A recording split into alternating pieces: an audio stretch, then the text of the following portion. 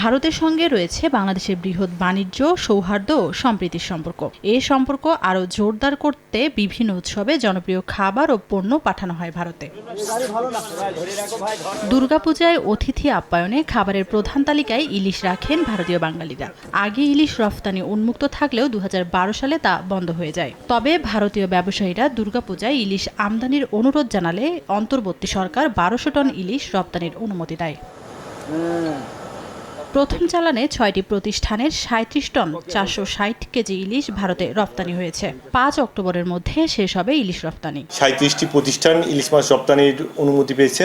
এর ধারাবাহিকতায় 6টি প্রতিষ্ঠান 37.46 মেট্রিক টন ইলিশ মাছ রপ্তানির জন্য আমাদের কাছে আবেদন করে এবং আমরা স্বাস্থ্য সনদ পরীক্ষা শেষে তাদেরকে ইলিশ মাছ রপ্তানির জন্য অনুমতি প্রদান করি।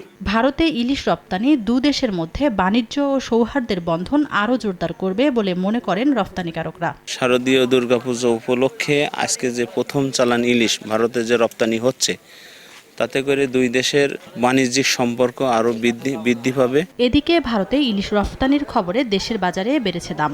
1 মাস আগেও প্রতি কেজি ইলিশের দাম ছিল 1400 থেকে 1500 টাকা, যা বেড়ে দাঁড়িয়েছে 2200 থেকে 2500 টাকায়। তবে সরবরাহ কম থাকায় দাম বেড়েছে বলে দাবি বিক্রেতাদের। কেজি ইলিশের দাম 2500 টাকা ভাই।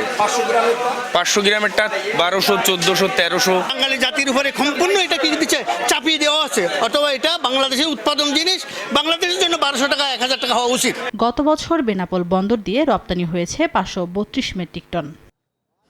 সময় সংবাদ, বেনাপোল।